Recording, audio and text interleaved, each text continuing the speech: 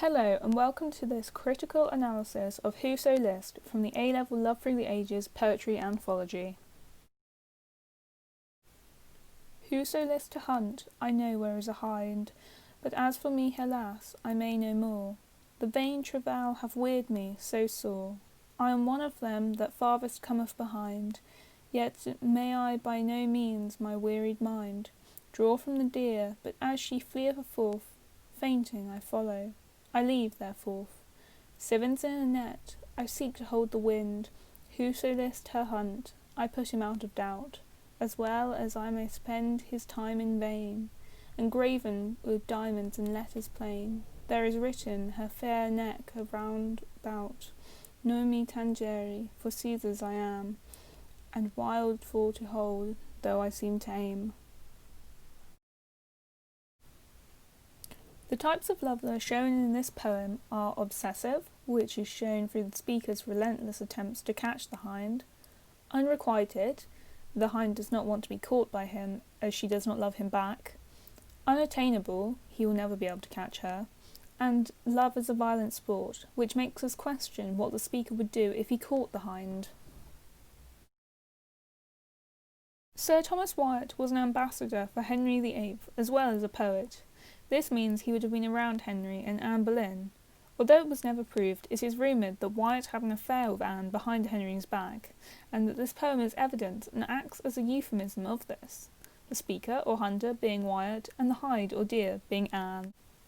The structure of this poem is almost exactly like the classic Petrarchan sonnet, apart from the rhyming couplet at the end. Some question whether Wyatt was just experimenting with a new form of sonnet, or whether he was trying to show his cleverness and wit by playing with his words and secretly showing everyone how smart he is to be able to have an affair with the king's wife. Like all sonnets, this one is split up. The first half is an octane, and the second is a sestet. Usually, the octane lays out the problem being faced, and the sestet gives the solution. But here, Wyatt has swapped it round by starting with the conclusion to give up and accept defeat, and then explaining in the sestet why he will never be able to catch the hynde. Now let's take a look at the poem line by line. The title is a statement of conversation. The speaker is challenging other hunters to try and succeed where he failed.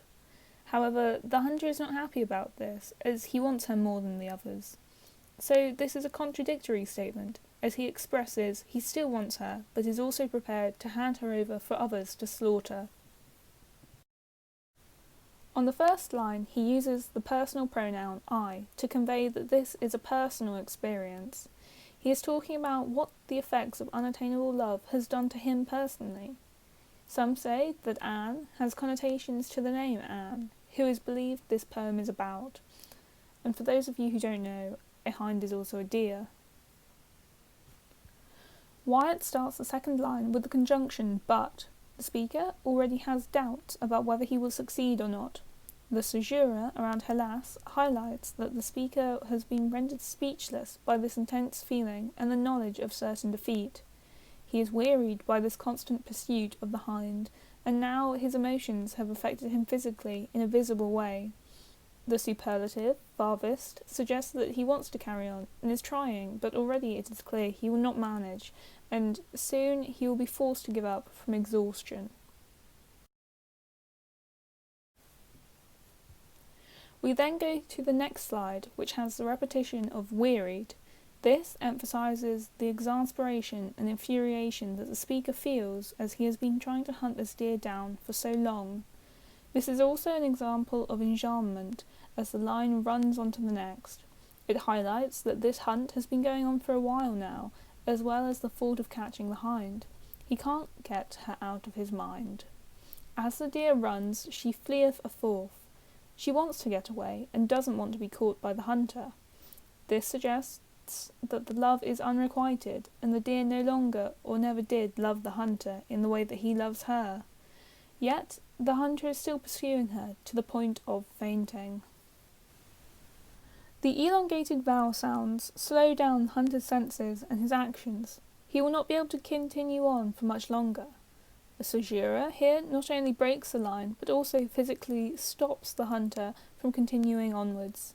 He will never be able to catch the hynde now that he has been set back by this.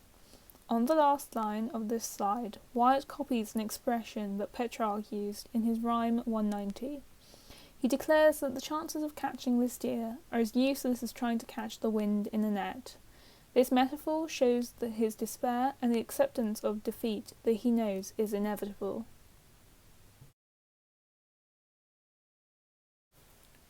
Starting the next slide, Wyatt uses repetition to exaggerate that however many people he challenges to try and catch the hind, no one will ever be able to, and he knows this since he himself has failed trying to do so. The internal rhyme echoes a ring of finality about the situation. The hind will never be caught. Graven has connotations of the words grave and death, as it explains that the deer will go to its grave belonging to someone else. And diamonds are used here not only to explain that this hind is faithful to who she belongs to, but also that this person has great power if they are able to put diamonds around her neck. In the last slide, the theme of reality versus appearance is magnified. All this time it has looked like the deer has been running away from the hunter because she simply does not feel the same love for him that he does for her.